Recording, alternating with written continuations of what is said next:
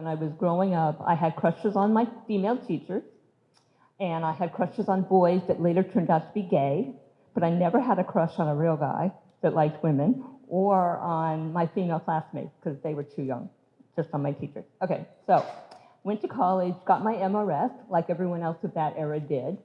I was married by the time I'd finished my freshman year of college. And I was married to him for 10 years, and we were watching TV one night. It was Conan, the Barbarian. And he all of a sudden turned to me and he said, "You're a lesbian, aren't you?" And I said, "What do you mean?" And he says, "We have watched this movie 4 times now, and you always make me rewind so you can re-see Conan's girlfriend." This was in New Jersey, and in New Jersey, it was illegal to be a lesbian or a gay man. It was considered a mental illness. And so he was going to get me committed to a mental institute. But I was living in Delaware by then with the woman I had met at the festival. And so he couldn't really reach me. So he filed for divorce. I refuted. One of the things he said was that I had made love to a woman in his house. And I said, "Yes, but so did he." The same woman. I didn't know that I was queer up until probably like my mid or late 20s.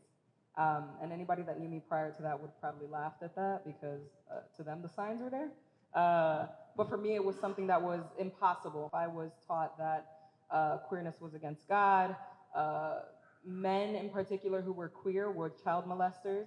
That queerness was a joke. That queerness was something to poke fun at. If there was queer representation on TV, they were usually the butt of a joke. So for me growing up, it was something that was just not something to dabble in, not something to be curious about, not something to explore. It was something that was evil. And then eventually high school happened. High school happened and GSA happened, which is the Gay Straight Alliance, if you don't know what that is.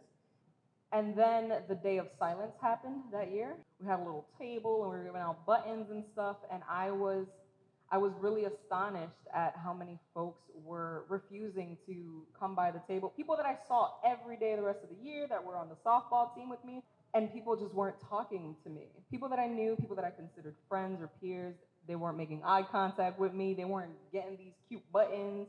They weren't signing anything. And I was like, this is crazy.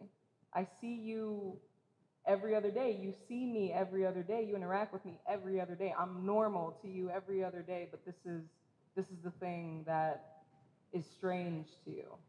I lived with Tori for about 2 years, who happened to be a sergeant in the Army in the late 80s, which, as you may have guessed, meant we couldn't even sit next to each other on the couch in our own house in case somebody walked by and saw us sitting close together.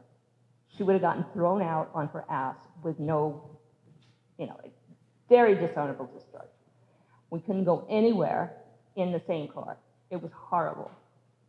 We did do some things like, she was with me when we sat on the steps of the Capitol building in protest of the way gays and lesbians were being treated.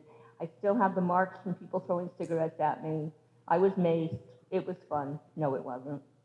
It was at so many of those protests in DC, in Bushnell Park, in New Haven, in Philadelphia. I spent my 90s protesting. In 1987 or 1988, if anyone here worked in East Hartford and you drove past the Coca-Cola bottling company on your way home, you probably saw me out there doing some form of funga alafia, some form of an African dance by myself, because Coca-Cola, as many of us who were alive at that time know, Coca-Cola refused to divest from South Africa. And many of us who were alive in the 80s understood there's this beautiful place where Afrocentric African Black people from throughout the world understood, dude, it's us against them, right?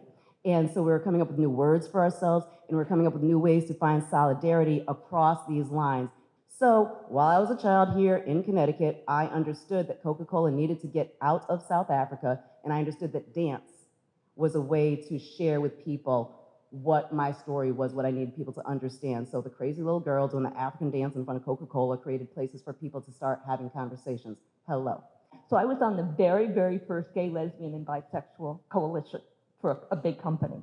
I was writing for their newspaper, and I wrote this totally imaginary story about how my girlfriend got mauled by a dog, and I couldn't go in to be with her because we weren't allowed to. Wouldn't you know, 2 years later, that exact thing happens. In Lewis, Delaware, she was attacked by our dog, rushed her to the hospital. She's on that side of the door, and I can't go through because I am not related to her. We have been living together for a year and a half, but I cannot be with her while she might be dying because I had no attachment to her. Can you imagine that? If your husband or wife is hurt that badly, they might die and you can't be there. You are forbidden to touch them. You are forbidden to speak with them in public because the law will lock you both up. In the 70s, gay men were owning themselves. People all over this country were owning themselves, owning their sexuality, saying, we are this, we own it, we walk proudly, you can't say anything about it. And then AIDS came, and the rest of America said, nope. And then what did that do to the art? What did that do to the voice? A lot of it got shifted into these strange places where you saw we censored ourselves. And all of a sudden, instead of the fight being this fight for extreme, beautiful sexual freedom, it turned into a fight to be just as boring as straight people. On my way over here, I looked up Kehinde Wiley because I love Kehinde Wiley, and I love how he owns himself. And I love that he was a little black gay boy in LA in the 90s who learned how to draw really realistic pictures of cars to give to the drug dealers so that they would not beat him up, right? Lovely story. Kehinde Wiley, when was Kehinde Wiley's first show? I don't know, because America decided that 2017, when he painted Obama's portrait, is when he came to be.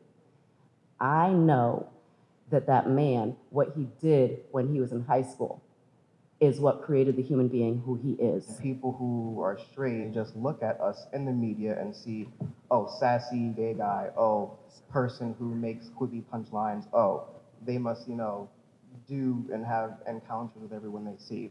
We're still being overly sexualized. Sex is great, sex is natural, I'll keep it at that because I see some people who might be minors in the audience, but that's not all that we are. We are love. We represent unity, we represent love. That's who and what we are as queer folk.